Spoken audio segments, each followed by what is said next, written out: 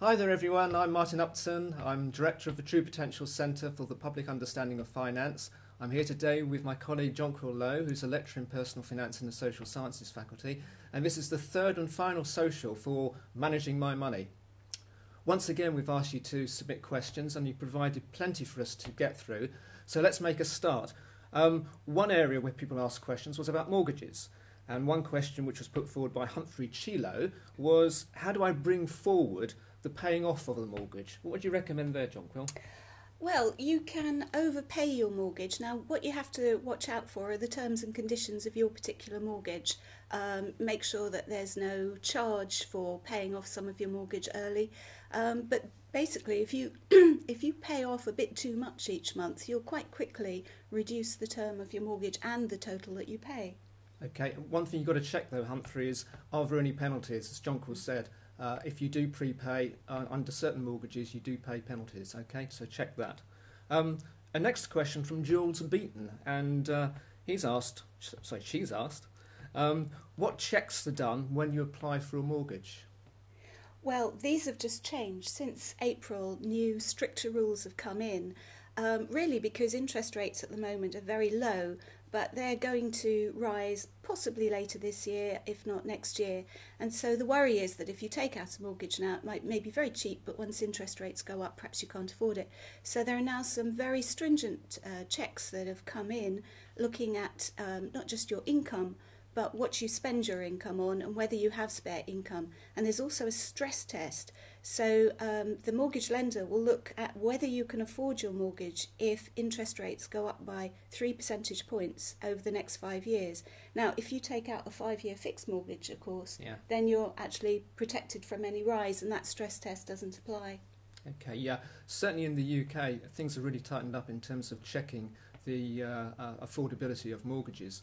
And if you go in to get a mortgage, in the mortgage interview, you would normally be expected to take in your bank statements for the last 3 months, and the mortgage advisor will work through them and look at your expenditure patterns. So much greater scrutiny in the UK following the implementation of what's been called the Mortgage Market Review, MMR.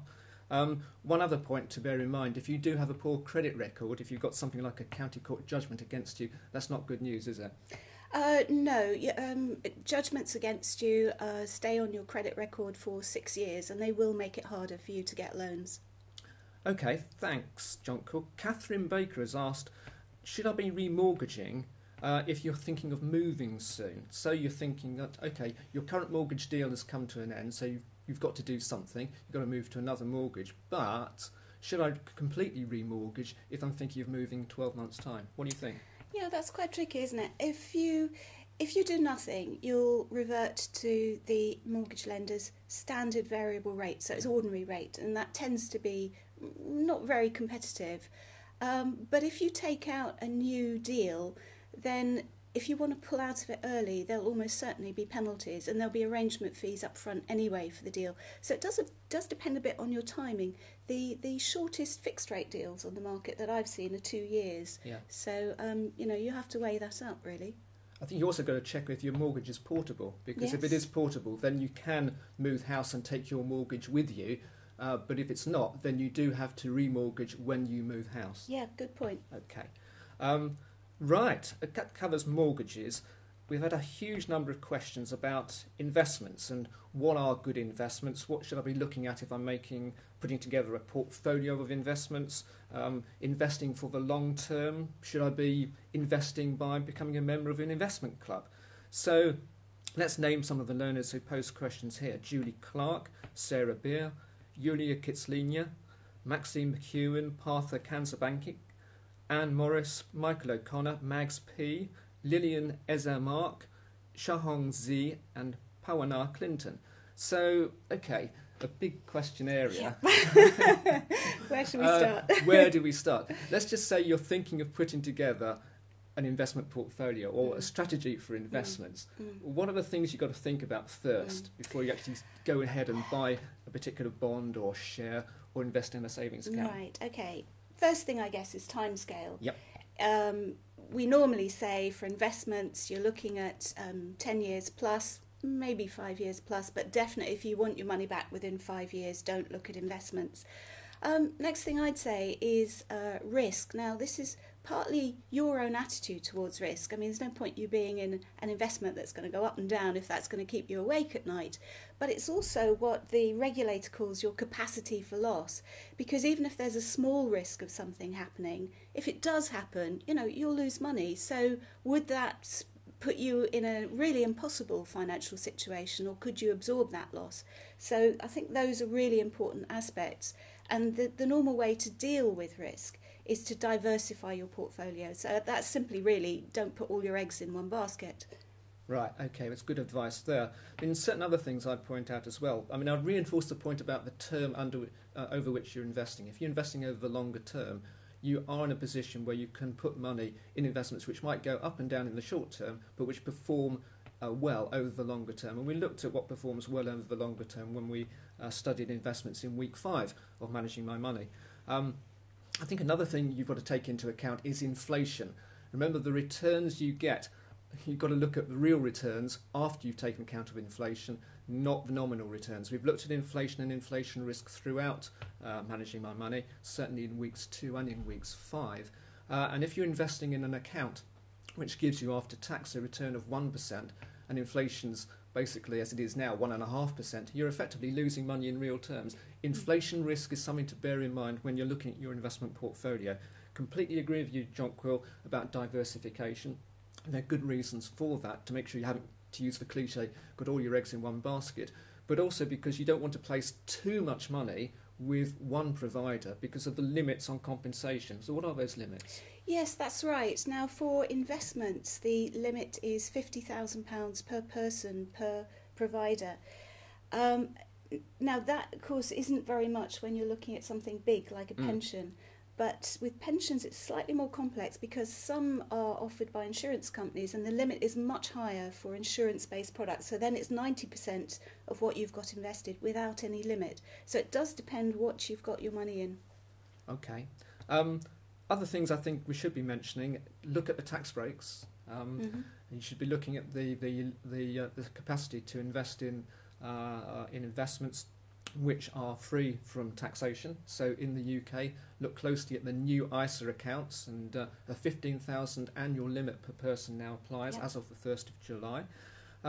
Also look at the fees which you get charged as well. You've got to take those into account. And remember, if you invest in what's called an actively managed fund, you will normally pay higher fees than if you're investing in what's called a passive fund, which, say, just tracks a stock exchange index. So I think that's covered most of the factors you've got to bear in mind. So before you actually start to invest and implement your strategy, just think about these parameters. Your capacity to take loss, the term of the investment, take account of inflation and fees, and diversify your portfolio so you don't have all your eggs in one basket. One final point on investments, or actually there are two actually. First of all, gold. Is that a good investment? Some people have asked about that. Okay, well, traditionally it's viewed as a hedge against all other investments. When economies are going down the tubes, rush to gold. I have to say I'm not a great fan of it. I mean, gold is another commodity and it suffers asset bubbles just like any other. Yeah. And if the gold price is high and you rush to buy, well, if the gold price comes down, you make a loss. So I'm not sure how that's really protecting your money. Yeah, I know. I think it's one to be very careful about, basically. I think, to use the cliche, it's not for widows and orphans in terms of an investment. Because gold can go up in price, particularly when things are troubled within the economy. Okay, people tend to move to gold and place their investments in gold at that point. But as with the upswings, you get the downswings in price, which are sometimes quite severe as well. So be mindful of that. One final point on investments: investment clubs. So good idea. You're not quite sure about the range of investments available. Possibly you're looking to other people to provide guidance and expertise. So get together in a club and share your knowledge. Sounds like a good idea. Yeah, I think investment clubs are perhaps more about fun, really, than perhaps serious. There are advantages to pooling your money with other investors, but of course you can do that through an investment fund like a unit trust. But an investment club does give you the chance to really chat about investments with other people, go and research investments together. There is a bit of a tendency with investment clubs to put money in companies they know, which tend to be sort of retail outlets on the high street. There's some very good guidance for investment clubs published by an organisation called ProShare. So if you Google ProShare, you'll find it, and they've got a good manual about how to set up and run an investment club. And I suppose it's good fun because you can have your weekly meetings or monthly meetings down the pub. Yep. Okay, as you say, it's a social thing for many people, I think, and not just an investment thing. Yeah, that's right. One specific question about another form of investing, peer-to-peer lending, and Robert Govett has asked about that. What do you think about peer-to-peer lending? It's quite new on the street, isn't it? Basically. Yes, it's relatively new. So you can use peer-to-peer lending to lend either to individuals or to businesses, depending on the particular lender that you go to. They're web platforms that match up savers and borrowers, and they miss out the banks. Yep. And you can get a better return through peer-to-peer lending in terms of interest rate. However, you've got to understand the differences. When you put your money in the bank, it's the only way you'd lose your capital is if the bank went bust, basically. And even then, the compensation scheme would kick in and protect up to £85,000 of your deposit. So pretty safe if you put your money with the bank. Peer-to-peer lending, there's no such protection. So if you lose money, if some of your borrowers, some of the people using your money default, you could actually lose some of your capital. Now, some of the peer-to-peer lenders have actually set up protection schemes, but there's no guarantee that would be enough. Having said that, default rates so far have been very low, but if we got a big economic downturn, that could change very quickly. Yeah, okay, and I think you've got to look closely at the fact that the returns which you do get will be net of any bad debts which you have to share on the investments which you've made. And there's a curious tax treatment. Let's just say you earn, say, 5% before the bad debts are taken into account, but after your share of the bad debts, that return goes down to 3%. You are, as I understand it, taxed on the 5%, not the 3%. So watch out for that one. What I would say, though, is if you lose some of your capital through peer-to-peer lending, provided the loans were to UK-based businesses that are trading companies, then you can get capital gains tax relief. That might be a small consolation. Okay, thanks, Jonquil, on that particular point. A question several people have asked, and been asking about it actually throughout the running of Managing My Money. Michael Crouch, Duncan MacDonald, Mohan Baliara Singh have asked a general question: should you invest in savings products or investment products like investment funds, or should you invest in a pension? Right, well, we did cover pensions in some detail in the previous social. We did, But essentially, pensions have the best tax reliefs around, and that's really because although your pension, or indeed from 2016, most of the lump sums you take out are taxed, you get tax relief on your money as it goes in, but there's a quarter of your pension fund that you can take tax-free when it comes out. Yep. And it's that kind of double dollop of tax relief that makes pensions really better tax-wise than any of the other investments around. So next down, if you like, is the ISAs. No tax relief, but you take everything out tax-free.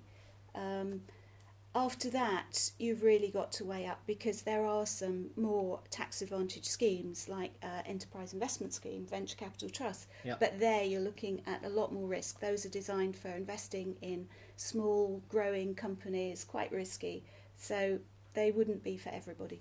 Okay, so key things to look at, obviously the tax treatment, and I really think that when it comes to looking at building up a portfolio of savings products, or investing in a pensions, I mean, talking to a financial advisor must make sense. Oh, absolutely, yes. Okay. Asked a question by Catherine Baker about investing in a young person's ISA, and what are the risks. Well, again, it goes back to what we were just talking about, wasn't it? It's about the term of the investment. if you are investing for the long term and you're not expecting to have to access those funds in the young person's ISA for several years, then you're quite well positioned to put your money into a stocks and shares ISA, I would argue. But if you think you might have to access those funds in the near term, or if you're particularly adverse when it comes to the risk to your capital, then you go for a cash ISA, I guess. Is that as simple as that? Yeah, I would say so. I mean, a junior ISA is an investment for children. It builds up and they can't touch it until they reach age 18. And even then, they could roll it over into an adult's ISA, so they wouldn't necessarily have to cash it in then. So for, if your child is young, then by default you're looking at a long-term investment. So for most people, share-based investments probably would be the wiser choice, because you're looking at that long time span. I know that people sometimes, they're a bit risk averse and they feel more comfortable investing in savings. But for a long-term investment, generally, take a look at investments. And as ever, take account of inflation, because the return you get is ultimately the real return after inflation, not the nominal return. Okay. One last question on investing. Ronnie Simon has asked about the pros and cons of passive investing as opposed to active investing. What do you think there? Okay, interesting paradox here. So active investing is where a fund manager looks at the stocks and shares and the sectors that are available and tries to choose those investments that they think will do best. And these funds cost a bit more because you're paying for the fund manager to do those jobs. And so, basically you're paying a bit more on the assumption that you'll get a better return than just following the market, which is what a passive fund will do. But there's been, some academic studies of this, and nobody's really found any evidence that active investing really works in the long run. I mean, some star fund managers have a good run, but over the longer term, there doesn't really seem to be very much evidence that active investing does deliver higher returns. So I think it's more really about your own philosophy. Do you buy into the story or don't you? But certainly it's only worth paying those extra charges if you believe that fund is going to deliver an extra return. Okay. We now move on to the subject which has been the most popular subject when it comes to posing questions throughout the 3 socials which we've put together. Actually, for the first social, we didn't cover pensions because so many questions came in. We ran a special on pensions last time round, with Jonquil providing expert guidance. But more questions have come in on pensions, and I feel that we have to address various of the issues which people have raised here. So the first question area is I suppose about the question of finding out more. So Jacqueline Cole, for instance, has asked, how do I organise a pension scheme for my company employees? Oh, okay, right. So you're an employer thinking of setting up a pension scheme. Well, the best bet is to go... I think she's been tasked with the job. Right, okay. I think your best starting point is the pensions regulator site. So they're responsible for regulating pensions, but they're also overseeing the whole automatic enrolment process. And there's a lot of information on their website about the duties of employers, how to set up a scheme, what kind of, you'll need to adjust your payroll systems and so on. There's loads and loads of advice. So the pensions regulator website. Okay. Thanks. Maria Rodriguez has asked, and others have asked similar questions. How can I find out more about where to move an old company pension to? So presumably Maria's been with the company in the past, been in a pension scheme, now not with that company. That pension scheme has now been frozen, but wants to do something with it. What's the course of action to take there? Okay, well, usual warnings, if it's a defined benefit scheme, do check that you really want to move it, because, maybe the benefits you've got in that old scheme might be better and more secure than you could get elsewhere. If you do want to move elsewhere, well, I guess you're looking really at either a new employer scheme, if you've got a new employer, or a personal pension. Now, the Money Advice Service website has got some comparative tables, and one of those actually covers personal pensions and stakeholder pensions. So you might have a look there, and that will help you to compare the different terms and conditions of each of the ones on the market. But again, it's an area where if you're not sure what to do, then I'd suggest you get some financial advice. So where do you find a financial advisor then? Okay, well, there are a number of online directories you can use, and by far and away the most commonly used one is called unbiased.co.uk, and there's another find an advisor, I think that's .org.uk. So try those online directories. Okay, thanks. And just to name a few more names, there Luke Chan, Duncan MacDonald and Alexander Gurney have all asked these general questions about finding out more, and I think that you provided lots of hints there about where to go to. The Money Advice Service, the Pensions Regulator, the Pensions Advisory Service as well. Yes, that's a great place. And Pensions Advisory Service, worth mentioning. If you have a problem with a pension scheme, then there are some formal kind of ombudsman schemes. But before you go to them, it's worth calling the Pensions Advisory Service. So they try and sort out disputes before they kind of get too big. And often, with pensions, it's actually just a misunderstanding. But to kind of support that work, they have this fantastic website with information about all aspects of pensions. So that's a really good place to go. Okay. The next subject area, we did cover it in the second social, but so many people are asking about this, I think we just need to revisit it. And this is a situation where many people have been in various jobs with various employers and been in various company pension schemes over the years. And they've built up a series of pots, of various sizes. Okay? So the question basically is, does it make sense to leave the pensions in their small pots, or should you consolidate them? And Lorraine Maguire, Jenny Paddock, Beryl Baxter and Margaret Cleland have all asked this same question. Well, there's no kind of really definitive answer here. If you've got several pots, then your risk is quite well spread, because you haven't consolidated everything in one company, one pension fund that could possibly run into trouble. But you'll probably be paying higher charges, because usually you can get a lower charge rate on a larger pension fund. And certainly if you're coming to retirement and you do intend to buy an annuity, you usually get a much better annuity rate if you consolidate all your pots at that point in time. Okay. One very specific question has come from a number of sources over the course of the last few weeks, and I've seen various postings. And specifically to step 7.2, we asked people to put questions. Patricia Carberry, Pat O'Connor, Catherine Fraser and Ernestine Blackie have asked a question about whether they should be putting more additional national insurance contributions in to top up their state pension. And this relates to that issue about those who are in contracting out national insurance, who are paying paying contracted out national insurance contributions, and how this may be hitting their state pension. So what can you sort of tell us about here, Jonquil? Right, there are several possible issues here. Basically, all of this stems from the 2016 changes. Right. Okay, so it will move to a flat rate pension. At that point in time, what will happen is the national insurance contributions you've built up so far, the state will look at how much pension they would buy under the current pension system and how much pension they would buy under the new system, and they'll compare them, and you'll get the higher of the amounts, which is called your foundation amount. Right. Okay. So it's so that you don't lose out. You've built up some pension so far, so it's a kind of check to make sure that you're not going to get less than you've built up so far under the existing scheme. Okay.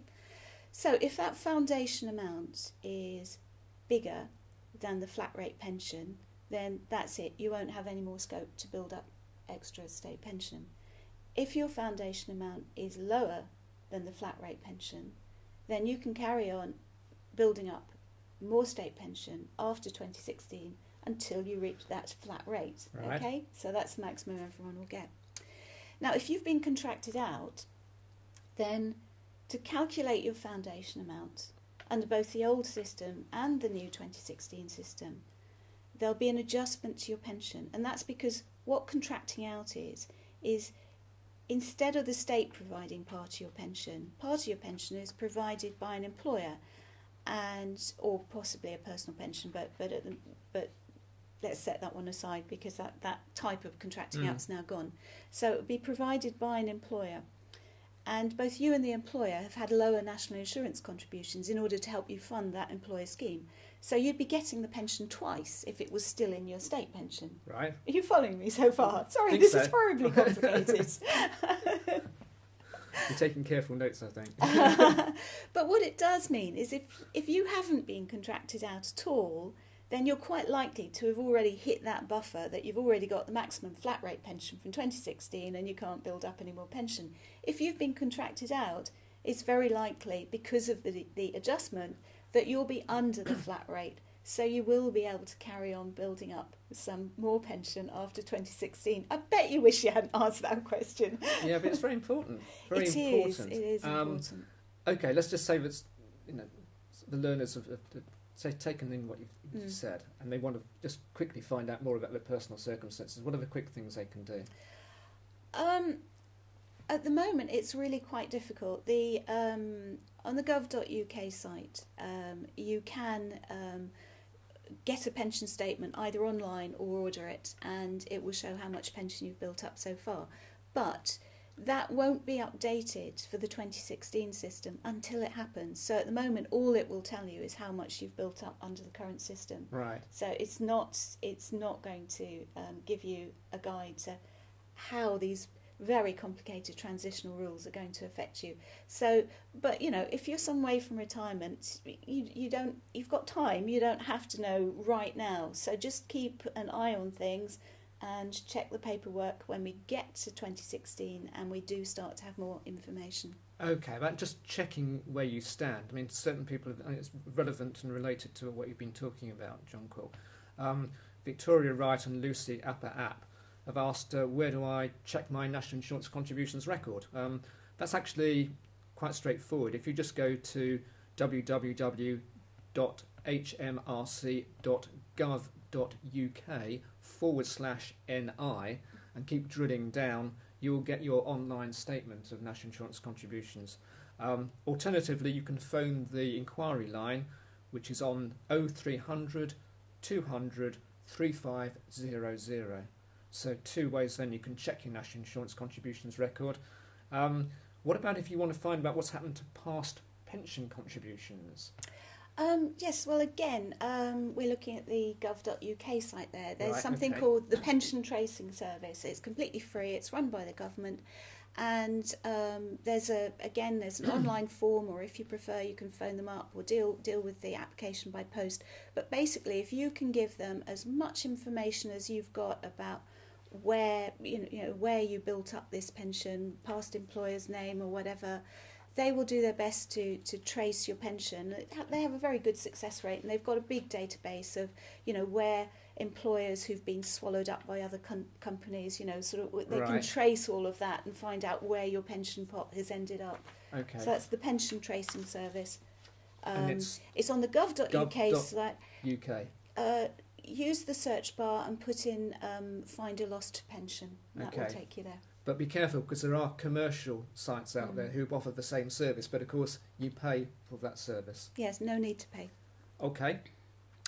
Now, Robert Gavette posed an interesting question. He was concerned that his pension scheme, which I think on the face of it seems to be offering a sound pension, but he looked at the assets of the pension fund and he didn't think they were big enough, large enough to support the benefits which the fund's providing. Mm-hmm. So, Robert's got some concerns then about the viability of the pension fund. What should he be doing? Okay, well, if he's being promised a pension, then it must be a defined benefit scheme. Yeah. Now, these are regulated by the pensions regulator that we talked about earlier. And the way they're funded is quite complex because they have to look ahead to the pensions that you've built up so far. They have to look ahead to how much money they'll have to have available in future to pay those pensions. And they have to balance that against the assets in the scheme. And the way that the promised pensions are valued and the way that the assets are valued is different. And in particular, the assets are valued in what's called a mark-to-market system. Yeah. So the value goes up and down with the stock market. And because the stock market is quite volatile, this means that actually pension schemes can be in surplus one minute, they can be in deficit the next.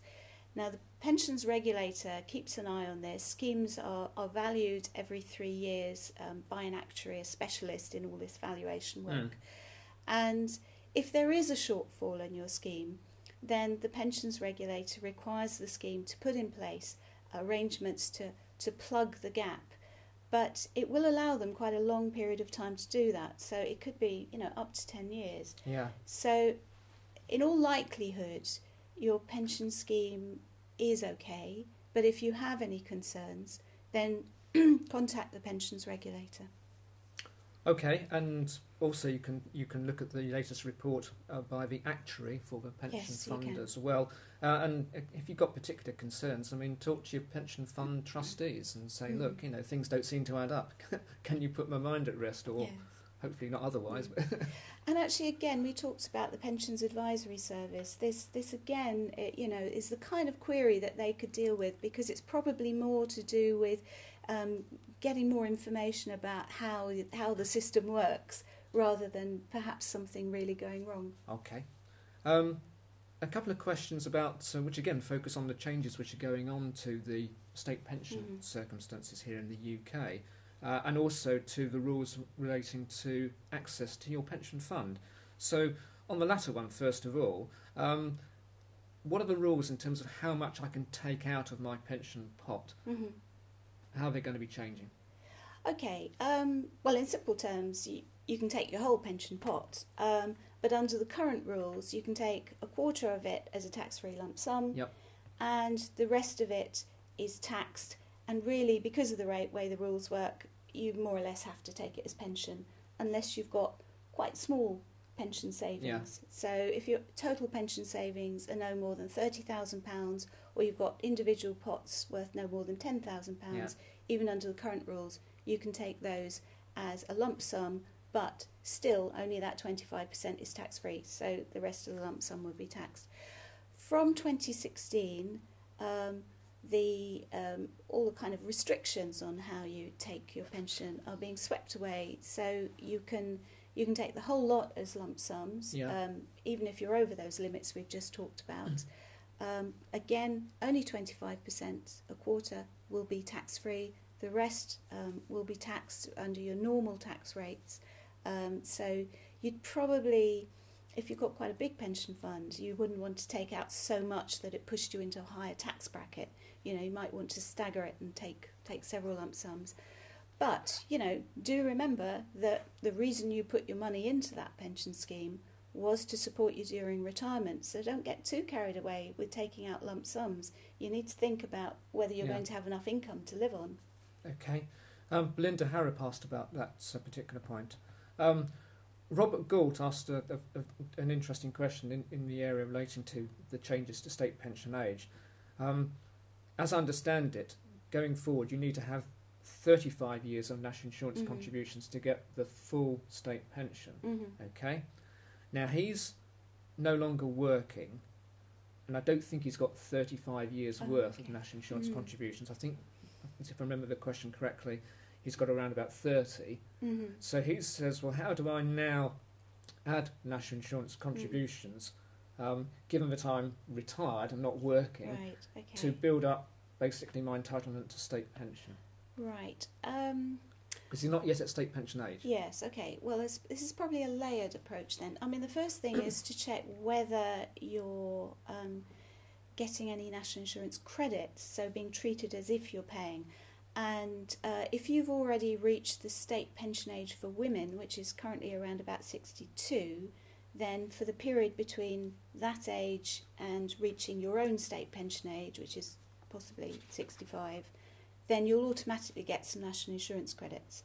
So that's, possibly 3 years or so that might be added to your to what you need. If you've got gaps within the last 6 years, then you can go back and you can fill those with Class 3 voluntary national insurance contributions. So that might be worth thinking about. And you could phone that national insurance helpline we just talked about earlier to find out whether you're eligible to pay those. And I did dig out some figures if I can locate them. So voluntary national insurance costs £13.90 a week.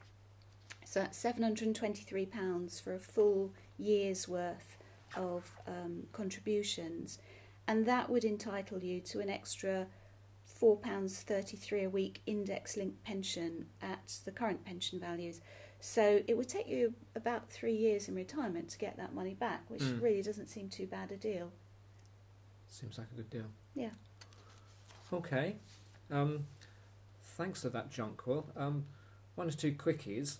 Roger Woodcock has asked, is the second additional state pension index linked? And the answer is yes, it is, to the Consumer Price Index, CPI, but triple lock when it comes to the increase annually in the level of state pension does not apply, does it?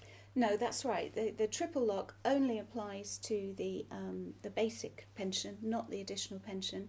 But it looks like it is going to apply to the whole of the flat rate pension. Right, okay. And just to remind ourselves, triple lock means that the pension increases with the greater of either CPI inflation, average earnings, or 2.5%. That's it, yeah. Got that right. Okay. Now, an interesting and looking at the questions, a possibly quite worrying sort of question area. Zoe Gardner, Helen Barbara, Amanda Marnie have asked questions about having worked, related to the fact that they've worked overseas for part of their working life, some in certain cases for most of their life, so they have a low national insurance contribution record when it comes to access to a UK state pension. So what are the rights of these people? This is really complex because it does depend where you work. The UK has reciprocal agreements with some countries so that you can pay national insurance or the equivalent of that in another country and qualify for benefits. Now, the most comprehensive agreement is actually within the European Economic Area, so that's the European Union plus a couple of other countries. And so if you've been working there, the likelihood is that when you get to retirement, you will get a state pension that is paid partly by the UK, perhaps partly by another country. If that doesn't apply, well, this is a bit like the previous case. You'll have gaps in your national insurance record, and if they're within the last 6 years, maybe you could fill those with voluntary contributions. But I think really, you need more information, and the place to go is the government's International Pension Centre. Did you have a contact detail for that? I mean, it's on the gov.uk site yet again, so you can search for it there.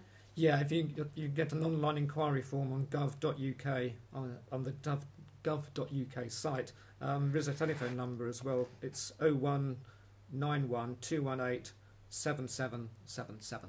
Okay. Great, thanks. So complex area, but you really should be finding out more if you're in those circumstances. Yeah. One penultimate question. I was going to say one last question, but there's another one afterwards. Somebody's asked, Peter Finbow's asked about Class 3A voluntary national insurance contributions, and this is something relatively new, isn't it? Yes. And are they good value? Right, okay. Now, these are for people who reach state pension age before the 6th of April 2016, so they're not going to benefit from this new flat rate pension. But what the government has said is, okay, here's a kind of one-off deal. You can pay some money and buy some extra additional pension. So that's quite important, because remember we said additional pensions only increased in line with the CPI, so be very clear, you're buying additional pension. And you can buy up to a maximum of £25 a week extra pension. The amount you pay varies according to how old you are. So basically it's cheaper if you're older, because your pension will be paid out for a shorter time. the government has set it up to be what they call actuarially fair, so the payback period should really be basically the life expectancy for someone of your age. And the deal certainly looks very good compared with commercial annuities. Yeah. Okay, so worth looking at. Definitely worth looking at, yeah. Okay, the last question on pensions. Mikado Dako has asked about his pension situation. His pension has reached its maturity, in that he's now got to the point where he can draw on it, but he doesn't want to draw on it because he's still working. Right. And apparently, but I think you need to double check this, Mikado, he says that he can't defer it. So, in a sense, he's in a situation where he's almost forced to start taking it, if those details are correct. Right. And he's saying, well, I don't really want to do that. Can't I take that pension, which I've got, and invest it somewhere else until I start to need it for income? Okay. My guess then is that this is a defined benefit pension. If it's defined contribution, then really you could defer it, or at least you could go into drawdown. Now, with a defined benefit pension, you could transfer it to a defined contribution pension, but it's probably not going to be a good idea. Remember, we've said all along, defined benefit schemes tend to be the kind of Rolls-Royce schemes. So if your scheme says you have to take it, well, maybe you do have to. But, of course, there's nothing to stop you then investing your pension. You know, use the new ISA allowance and just saving it until you need it, so you don't have to spend it now. Yeah, you might need to just check those details, though, because it's quite strange to hear of a pension which you're not able to defer. Is that... I mean, well, is that commonly the case? If it's a defined benefit scheme, then possibly some defined benefit schemes let you go on contributing for an extra 5 years or something. But if they won't let you contribute to build up extra pension, then why wouldn't you start taking your pension? You know, because you're getting nothing extra in return. So really, I think if you are in that situation, then all you can do is take the pension, but then reinvest it somewhere else. Okay, let's sweep up some questions now on other areas. And Tomoko Yoshikawa has asked about how can I be sure that I've got a trustworthy insurance company when I'm doing business with them? How do I know that they're trustworthy? Well, in the UK, insurance companies are regulated by either the Financial Conduct Authority or the Prudential PRA, the Prudential Regulation Authority. That's it. Getting it right. And so we have got that regulation in place to provide you with comfort. Additionally, insurance products are covered by the Financial Services Compensation Scheme, are they not? Yes, they are. Okay, but I mean, I don't know whether you're UK-based, Tomoko. You need to check if you're not UK-based, you need to check the local regulatory arrangements in your own country. Anne Gray has asked, I think Anne's son does some work on commissions as an artist, and Anne has asked, well, when should my son register as self-employed and start to pay Class 2 national insurance contributions?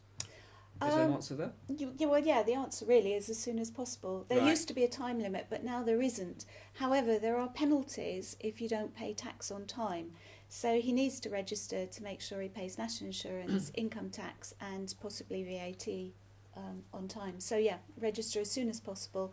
Go to the HMRC website, so hmrc.gov.uk, click on self-employed, and that has all the details. Yeah, it's very easy to do, and I suggest, Anne, that your son gets on with it, and you don't want to be incurring fines for late submission of documentations and return. Axel Renner posed a question about the valuation of his house. It was surveyed, and the valuation which came in was disappointingly low. Right. As I understand it, the surveyor actually only sort of surveyed it from the outside. It didn't look at the work which had been done to renovate the house on the inside. And Axel's concerned about, what happens then when, possibly I need to sell it or want to sell it and move on. Is it bad news? Well, I got a valuation which I think is disappointingly low. Well, of course, if he sells it, the buyer will usually get a valuation, and it will be more thorough than just looking at the outside. Yeah, absolutely. So that would give a sort of more accurate representation. I think you just have to wait and see. It doesn't sound as if that was a very thorough survey. So no, it doesn't. I mean, basically, if you put your property on the market, people will come into the house, obviously, to view it, and they will see, the work which you've done there, and they will build that into their view about how much they're prepared to offer for the property. So I wouldn't necessarily get too concerned. It's more of a problem, basically, if you're buying a place and the survey has been completed and it's disappointingly low, because that will affect the size of the mortgage which you can get, doesn't it? Well, that's right. And then so as a buyer, all you could do is go and try and negotiate with the seller for a drop in price. But if they're not willing to drop the price, then you'd have to find some extra deposit, basically, to go ahead with that purchase. And the good news as a homeowner, Axel, is that in the UK, currently average house price inflation 12%. And if you're in the London area, the latest figures from Nationwide Building Society, annual increase of 26% in the last 12 months. So, okay, at least your property should be going in the right direction price-wise. Not so good for the people who aren't on the property ladder yet. No, that's seriously bad news. Yeah. That's a real. I mean, the issue about the housing market is all over the news, isn't it? In terms of whether it's going to turn into a bubble which is going to adversely affect the economy. And of course, as you said, people who are not on the ladder and finding it desperately difficult to get on the ladder, particularly if you're in the London area. Yeah. John Chung asked a question more about economics and personal finance, which was quantitative easing. How has it affected the economy? How do you summarise the impact of QE as it's abbreviated? Okay. Basically, the government and the Bank of England, the authorities running the economy, were very worried because banks have not been supporting investment by firms and haven't been sort of pushing enough money into the economy to make it buoyant. So quantitative easing is another way of doing that. So the idea was to prop up demand and possibly it's worked. We're not in recession anymore. However, who knows about causality? It's an unconventional monetary policy. It is. But it works by basically the bank buying assets, the Bank of England, that is, buying assets directly from investors. This tends to push up price, push down interest rates. Low interest rates stimulate firms to invest and grow the economy. But low interest rates, of course, great for borrowers, really bad news for savers, and for those people buying annuities with their pension pot. So, mixed effects, really. It is, of course, the sort of great irony that quantitative easing has pushed down interest rates in the UK and has adversely affected savers, but it's been good news for borrowers when we think back to the cause of the financial crisis being too much debt. Yes. So, very ironic that therefore the borrowers end up actually being well served by the policies which try to get over the crisis, and savers are punished, and pensioners, people moving to start their pension are punished. But there we are. Could talk for a long time about that. We could. Okay. Now, a very interesting question actually. When do you actually become classified in the UK as a higher rate taxpayer? Now that may seem like not a difficult question, because we know that the limit at which on your income, or the level on your income at which you move from basic rate 20% to higher rate 40% in terms of income tax, okay? But I suppose the question is, really, are there ways in which you can turn yourself from a higher rate payer into just a basic rate payer by, say, putting a lot of money into your pension fund? Yes. And does that then classify you as a non-higher rate payer? Yeah, it does. Higher rate taxpayer means just that. Your top rate of tax is the higher rate. Right, okay. So as standard, there's a personal allowance at the moment for most people, £10,000, and then there's basic rate band, 31,865, I think it is. So you hit higher rate tax when you get to 41,865. But that's taxable income. So the first thing you could do is you could switch to tax-free income. Right. So looking again at the new ISA limit, that's quite useful. If you've got taxed interest, you can put your money into an ISA instead and get tax-free interest. Some of the national savings and investment products are tax-free as well. So those are some possibilities. But if you pay money into a pension scheme, or indeed if you give donations to charity, say using the gift aid scheme, then you get tax relief on those pension contributions or charitable donations. And depending quite which schemes you choose, you either get that tax relief by deducting it from your taxable income before you even start, Right. so that means you've got less taxable income, or you get basic rate relief at source, but you get higher rate relief by expanding your basic rate band. So instead of Right. having that standard basic rate band, you've got a bigger basic rate band, so that can take you out of the higher rate as well. So yeah, you're right. Pensions, contributions, charitable donations, tax-free income. They're all ways that you could bring yourself out of the high rate tax bracket. Okay, but a particular sort of line of questioning has come in from Charlotte Morris about this. And there's certain tax breaks which you can get, or which are forthcoming. Actually, one of them is not actually in place currently, but what will be forthcoming, which are only entitled to get if you're a basic rate taxpayer. And that this one particularly, which I want to focus on, is this ability to transfer up to 10% of your personal allowance Yes, sure. between partners in either who are either married or in a civil partnership. Okay, so let's just say you've got a married couple, one person doesn't work, so therefore they've got plenty of tax-free allowance to use up. Yes. The other person is, say, a higher rate taxpayer, and therefore it makes sense for that person to transfer £1,050, which you'll be able to do under the new regulations from 15/16, that's right. to the person that's not earning, Yes. and obviously then that will reduce the overall tax bill Yes. for that married couple. Yeah. All right. That's right.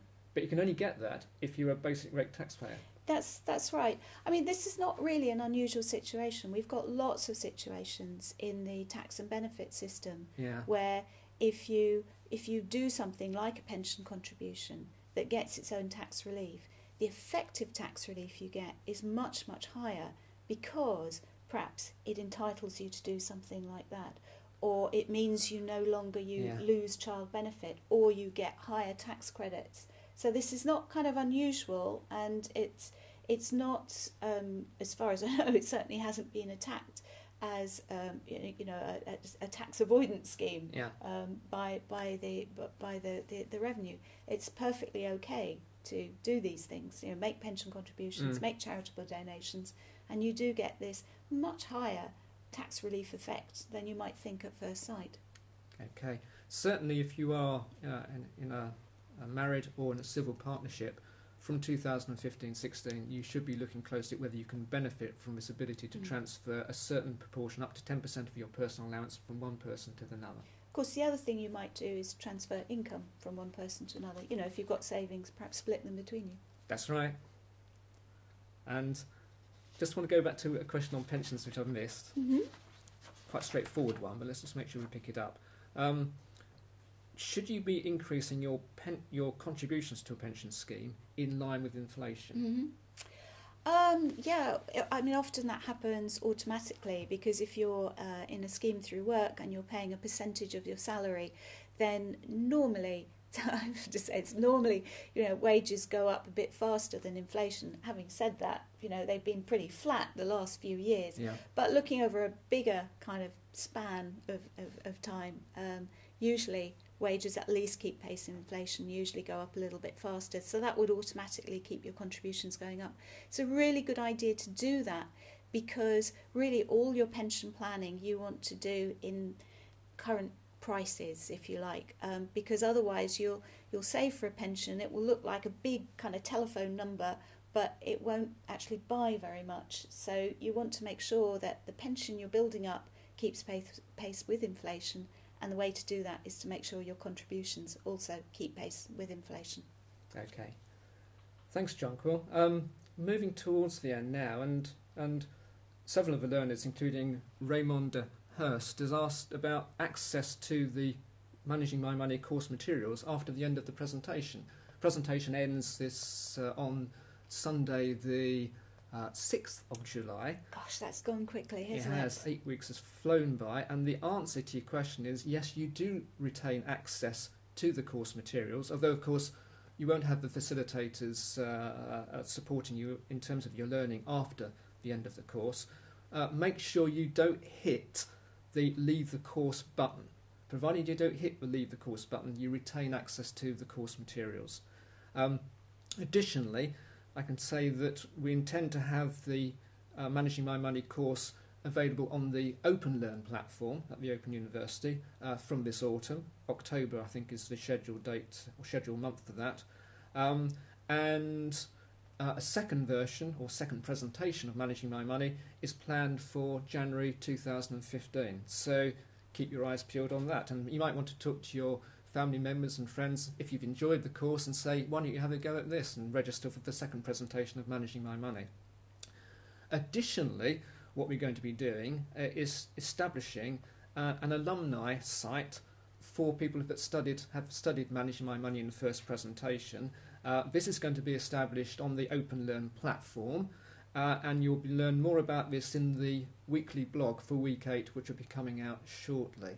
Okay, so you can keep in touch with your fellow learners and keep in touch with personal finance courses and other courses at the Open University by registering for the Managing My Money alumni site. Okay, and additionally, going forward, you might want to take up further studies with the OU towards qualifications. So why don't you hit www.open.ac.uk/courses and find out about the range of personal finance courses which we have available here at the Open University, and about other courses in the areas of social sciences and business studies. So that brings us to the very last question. And the very last question has been posed by both Ruth Barrow and Liz Hughes. And the question is, what are the team's thoughts on the first presentation of Managing My Money? Wow, it's been so exciting, hasn't it? I've really enjoyed it. I don't know about you, Martin. Well, it's been hard work putting it together, but really very enjoyable. And the production process which we engaged in earlier this year to get the course ready for its start in May was very intense but very enjoyable. I was supported by a great team of people. I want to say thank you to all of them. People like David Vince and Christine Considine and Matthew Harrington and many others that supported the production of this wonderful course. I've loved the feedback which we've been getting and the interaction between the learners and the thousands and thousands. I think it's more than 20,000 comments have been posted at various steps on the course. So thank you for that. But I think it's been very enjoyable for us. And I'd also say that where we've had some glitches, one or two of those questions weren't particularly well worded. So apologies for that, and we'll certainly straighten those out when it comes to the next presentation. But overall, it's been a really thoroughly enjoyable experience and great fun. But the key thing is, how's it been for you? Has it helped you get on top of your money? Has it helped you get on top of managing your personal finances? And even if you were on top of your personal finances anyway, have you enjoyed it? I hope you've enjoyed the course, because we have. And I just look to wish you all the best going forward, and hope you can stick with the OU and take up studies elsewhere.